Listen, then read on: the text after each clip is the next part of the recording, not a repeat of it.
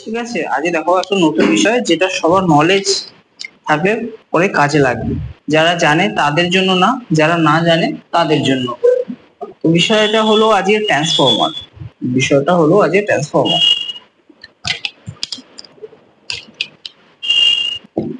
ঠিক আছে, বিষয়টা হলো আজকে ট্রান্সফরমার। দেখো ট্রান্সফরমার তো তোমরা ছোট বড় নর্মাল সবাই ব্যবহার করেছো।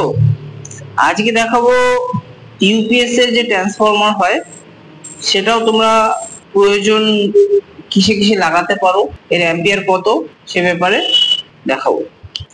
তো সময় নষ্ট না করে বিষয়বস্তু দিয়ে এগিয়ে যাই। এটা হলো বন্ধুরা সিরিজ লাইন, আমি রেখেছি এখানে দেখানোর জন্য। এবার তোমরা নর্মাল একটা ট্রান্সফরমার যদি কেনো বা থাকে কোনো জায়গায় ইউপিএস এ, তো সেখান থেকে যখন বের করবে তখন কিছুটা এরকমই থাকবে ট্রান্সফরমারটা। এটা আমি লাগিয়েছি, হিট সিঙ্ক লাগিয়েছি, এখানে ব্রিজ ডায়োড লাগানো আছে, মাঝখানে দুটো এসি, এ দুটো ডিসি, পিওর ডিসি এ দুটো। ঠিক আছে, তো এইটা হলো ট্রান্সফরমার। এখানে এখনো কিছু করা হয়নি, জাস্ট শুধু মেইন লাইন দুটো বের করা হয়েছে। এখন যদি দরকার পড়ে সেটাকে করা যাবে।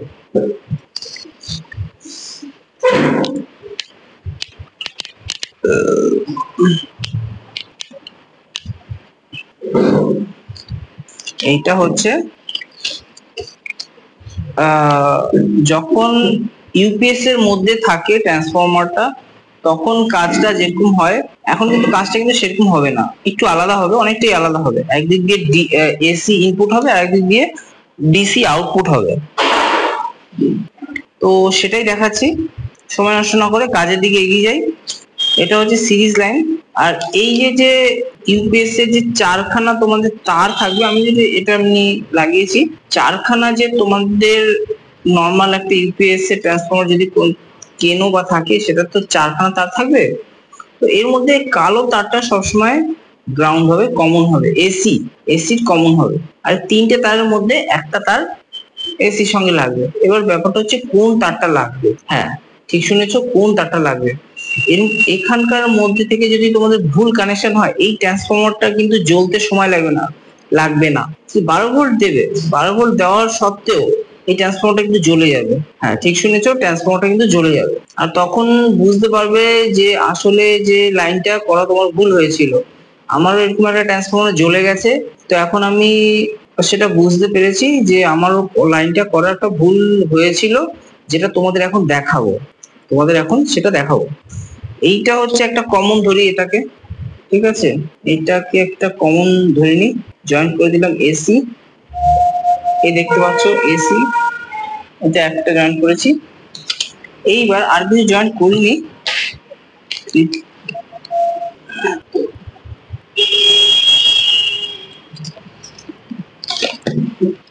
একটা কনফিউশন থাকবে যে কোন তারটা দিলে আমার ট্রান্সফরমারটা জ্বলবে না। অনেকে হয়তো ইতিমধ্যে অনেকে ভুল লাইন করার জন্য ট্রান্সফরমার উড়িয়ে দিয়েছো। হ্যাঁ ঠিক শুনেছো, ট্রান্সফরমার উড়িয়ে দিয়েছো। তো যাই হোক, যারা অনেকগুলো ট্রান্সফরমার নিয়ে কাজ করেছে তাদের কাছ থেকেও কিছু শেখার আছে, তো সেটাই আজকে শেখাবো। সিরিজ লাইন অন করলাম, সিরিজ লাইন দিলাম। এবার এই যে মিটার দিকে তোমরা নজরটা রাখবে। ঠিক আছে, এখানে ডিসি কানেক্ট করে দিয়েছি, এখান থেকে যখন আমি এসিটা দেবো এখানে ডিসি হয়ে বেরোবে। সরি, এখানে দেখো ডিসি 12 ভোল্ট বেরোচ্ছে, 12.85 ভোল্ট, কিন্তু এই ট্রান্সফরমার একটা হামিং সাউন্ড আসছে। অতএব এই লাইনটা চলবে না।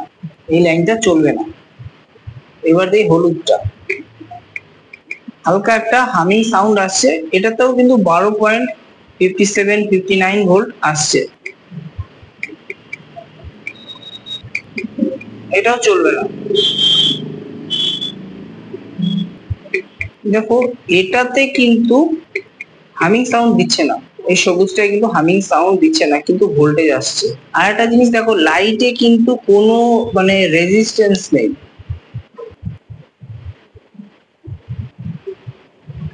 ও এদিকে একটু জয়েন্ট হয়ে গেছে, তাই জন্য ও অন্য কিছু সিগন্যাল দিচ্ছে। দেখো বন্ধুরা, একটা কথা বলবো, সেটা হচ্ছে যখনই কারেন্টের কাজ করবে না তখন একটুখানি সাবধান অবশ্যই নিয়ে যদি সেরকম হয় পাশে একজন নিয়ে কাজ করবে। অনেক সময় কাজ করতে করতে হয়তো খেয়াল থাকে না, বাট না থাকতে একটা অ্যাক্সিডেন্ট হয়ে যায়। তাই জন্য বলবো একটু সাবধানে কাজ করবে, বাস তাহলেই হবে। এই দেখো একটা জিনিস, সেটা হচ্ছে এটাতে কিন্তু একটু বাল্ব একটুখানি জ্বলছে, সিরিজ লাইনে একটুখানি লাইন দেখাচ্ছে, তার মানে একটুখানি রেজিস্ট্যান্স আছে। এটাতেও এখানে একটু রেজিস্ট্যান্স আছে, কিন্তু এখানে দেখো কোনো রেজিস্ট্যান্স নেই, এখানে কোনো রেজিস্ট্যান্স নেই। 11.66। তো আশা করি বোঝানো গেল বন্ধুরা। এটা আমি আপাতত কোনো মতে ঠিক ঠেকিয়ে রেখেছি। এই যে 11.66টা, এটা যখন এটা মোটামুটি হয়ে যাবে 16-17 ভোল্ট, ঠিক আছে। এটা যে তোমার 12 ভোল্ট হয়নি এ নিয়ে চিন্তার কোনো দরকার নেই, এখনই 12 ভোল্ট সেটা করেও দেখিয়ে দিচ্ছি। সেটা শুধু এইটা শুধু অ্যাড করতে হবে তাহলেই হয়ে যাবে। এটা হচ্ছে 25 ভোল্ট 2200 ইউএফ। একটু দেখানোর চেষ্টা করি। 25 ভোল্ট 2200 ইউএফ।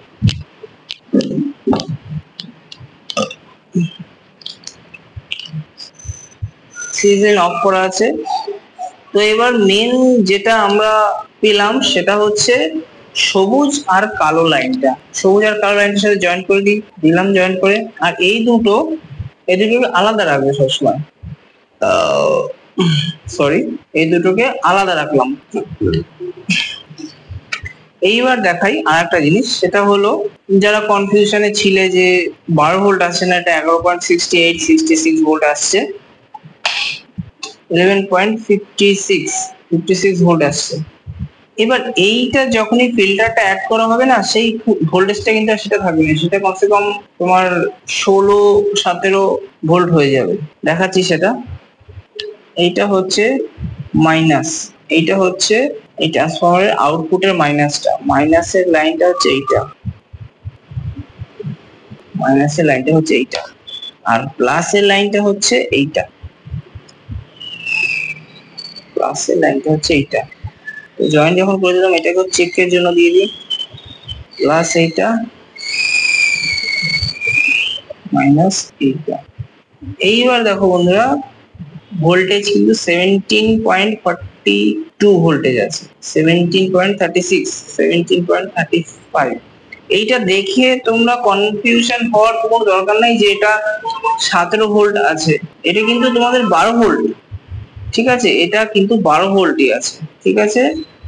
এটা জাস্ট ফিল্টার করার জন্য, এই ফিল্টারটা অ্যাড করার জন্য তোমাদের ভোল্টেজটা বেড়ে গেছে। এখন পুরো ফিল্টার করা আছে ভোল্টেজ। যখন আবার এটাতে 6 অ্যাম্পিয়ার বা তার 6 অ্যাম্পিয়ার, 5 অ্যাম্পিয়ার বা 3 অ্যাম্পিয়ারের ডায়োড যখন ব্যবহার করবে, তখন একটু সামান্য ভোল্টেজে 0.10 ভোল্টেজ বা 0.1 ভোল্টেজ সামথিং কিছু কমে যাবে। তো সেখানে আবার একটু মাইনাস হয়ে যাবে। তো এই ট্রান্সফর্মার বডি হবে না, ঠিক আছে। আমি হিট সিঙ্কটা লাগিয়েছি, যদি এই ব্রিজ ডায়োডটা যদি হিট হতে থাকে তাহলে একটা চান্স আছে নষ্ট হয়ে যাওয়ার, তো হিটটা হবে না। তোমাদেরও বলবো তোমরাও এরকম একটা লাগিয়ে নেবে যখন অনেক সময় ধরে সেটাকে ব্যবহার করবে তখন, ঠিক আছে। এবার বলি এটা থেকে তোমরা কি কি জ্বালাতে পারো। এটা থেকে তোমরা যে কোনো গাড়ির ব্যাটারিটাকে চার্জ দিতে পারবে। হ্যাঁ, ঠিক শুনেছো, যে কোনো গাড়ির ব্যাটারিকে চার্জ দিতে পারবে। লরির ব্যাটারির কথা বলতে পারছি না, কিন্তু মারুতির ব্যাটারি, বাইকের ব্যাটারি, এটা দিয়ে ইজিলি চার্জ দিতে পারবে। বা ছোট 12 volt 12 ampere battery, 12 volt 14 ampere battery, সেটা চার্জ দিতে পারবে। আর এই ট্রান্সফরমার দিয়ে আর কি কি কাজ করা যাবে? এই ট্রান্সফরমার দিয়ে এখন বর্তমানে বাড়িতে যারা সিলিং এ স্ট্রিপ লাইট লাগাচ্ছে, যে অ্যাডাপ্টারটা দেয় সেটা তোমার দাম 200 টাকা, কিন্তু ওটা 1 বছর গ্যারান্টি থাকে। 1-1.5 বছর পর সেটা খারাপ হয়ে যায়। কিন্তু এই ট্রান্সফরমারটা যদি তোমরা সেখানে লাগাও, সেই অ্যাডাপ্টারের জায়গায়, সার্ভিস তো ভালো পাবেই, প্লাস লাইফও এর প্রচন্ড বেশি। টুনি লাইট বলতে স্ট্রিপ লাইট তোমাদের খারাপ হয়ে যাবে, কিন্তু এই ট্রান্সফরমার তোমাদের খারাপ হবে না। খুব জোর খারাপ হলে এই ব্রিজ জায়গাটা খারাপ হবে, বা আর তো তেমন কিছু খারাপ হওয়ার নেই, আর তেমন কোনো কিছু খারাপ হওয়ার নেই। আর তোমরা কোন কাজে লাগাতে পারো, সেটা হচ্ছে মোটর 12 ভোল্টের CC667 যেটা হয় 12 ভোল্টের বেশি অ্যাম্পিয়ারের মোটর, যেগুলো 775 এক্সেট্রা, তোমার সেসব মোটর চালাতে পারবে। ঠিক আছে, আর আরো 12 ভোল্টের যা যা ইকুইপমেন্ট আছে সেটা তো তোমরা ভালোভাবে এটা চালাতে পারবে। এটা আর একটা কথা বলি, এটার আউটপুট অ্যাম্পিয়ার হচ্ছে 10 অ্যাম্পিয়ার। হ্যাঁ, এটার আউটপুট অ্যাম্পিয়ার 10 অ্যাম্পিয়ার। এবার মেইনলি 10 অ্যাম্পিয়ার কোথায় কোথায় লাগে? 10 অ্যাম্পিয়ার লাগে ব্যাটারিতে একটু চার্জ দিতে, আর লাগে তোমার যে সিলিং স্ট্রিপ লাইট, যেগুলো এখন নতুন বেরিয়েছে, প্রোফাইল লাইট যেটাকে বলে, সেই প্রোফাইল লাইট তোমাদের জ্বালাতে 10 অ্যাম্পিয়ার ট্রান্সফরমার লাগে। সেটা 5 অ্যাম্পিয়ার ও তো জ্বলে, কিন্তু একটু কমা হয়ে যায়, তাই জন্য 10 অ্যাম্পিয়ার ট্রান্সফরমার খুব ভালো জ্বলে। তো তোমরা ওই অ্যাডাপ্টারের জায়গায় যদি এই ট্রান্সফরমারটাকে লাগাতে পারো, সেটা খুব ভালো জ্বলবে, প্লাস অনেক লাইফ জ্বলবে, অনেকটা লাইফ থাকবে। ঠিক আছে, আর এটা পিওর ডিসি, তোমাদের এটা ভাবার দরকার নেই যে ওর মধ্যে থেকে এসি চলে আসবে, কোনোভাবেই এসি আসবে না। এটা পুরোপুরি ইনসুলেশন করা রয়েছে এই এসির তারগুলো। এটা কিন্তু তোমার কপার কয়েল না, ঠিক আছে, এটা কিন্তু তোমার কপার কয়েল না, এটা হচ্ছে অ্যালুমিনিয়াম কয়েল। তো তোমরা ভাবতে পারো যে এটা বড় ট্রান্সফরমার জিপিএস এর মধ্যে রয়েছে, এটা তো কপার কয়েল হবে, কিন্তু না, এটা কপার কয়েল না, এটা হচ্ছে তোমার অ্যালুমিনিয়াম কয়েল। এটা এটাই একটা 5 অ্যাম্পিয়ারের বা 8 অ্যাম্পিয়ারের যদি তোমার কয়েল ট্রান্সফরমার হয়, সেটার দাম মোটামুটি 800-900 টাকা পাইকারি রেট পড়বে। ঠিক আছে, 800-900 টাকা পাইকারি রেট পড়বে। তো সেটা একমাত্র যে নিজে ব্যবহার করবে সেই আনতে পারবে, বাস দোকানদার বা অন্য কেউ সেটা অ্যাফোর্ড করতে পারবে না। আর যখন সে দামটা বলবে, সে দামটা কেউ নেবে না। তো এটা নর্মালি অ্যালুমিনিয়াম ট্রান্সফরমার। ঠিক আছে, কেউ যদি কিছু বলে বলে যে না এটা কপার ট্রান্সফরমার, ওয়ারেন্টি গ্যারান্টি দিতে পারো, অসুবিধা নেই, এই ট্রান্সফরমার খারাপ হয় না, লং লাইফ চলে যাবে, মানে 10-15 বছর, 20-30 বছর, এই হেলদোল নেই, তারও লাইফ বেশি যেতে পারে, যাবে। আমি একটা অ্যাপ্রক্স একটা আইডিয়া দিলাম, পুরে যদি না যায় আর ভুল কানেকশন যদি না করো, এই ট্রান্সফরমারের লাইফ বহুত লাইফ। ঠিক আছে, পয়সা উসুল ট্রান্সফরমার, সোজা কথা। ঠিক আছে, এই ট্রান্সফরমারটা লাগালে আর জীবনে কোনো জিনিস লাগাতে হবে না, এই ট্রান্সফরমার খুলে অন্য যে হয়। হ্যাঁ, হয়তো এই ব্রিজ ডায়োডটা নষ্ট হয়ে যেতে পারে, এটা নষ্ট হতেও পারে, এটা ইলেকট্রনিক জিনিস, এটা খারাপ হতেই পারে, কিন্তু এই ট্রান্সফরমারটা এটার কোনো খারাপ হবে না। যারা বিক্রি করতে চাও তারা বুক ঠুকে গ্যারান্টি দিয়ে বিক্রি করতে পারো। ঠিক আছে, বাস এটাই ছিল আগেকার ভিডিও। তো বন্ধুরা দেখে জানাবে যে ভিডিওটা কেমন হলো, আর লাইক সাবস্ক্রাইব করবে। আর এখানেই আবার দেখা হচ্ছে নতুন কোনো এক ভিডিও। Thank you friends.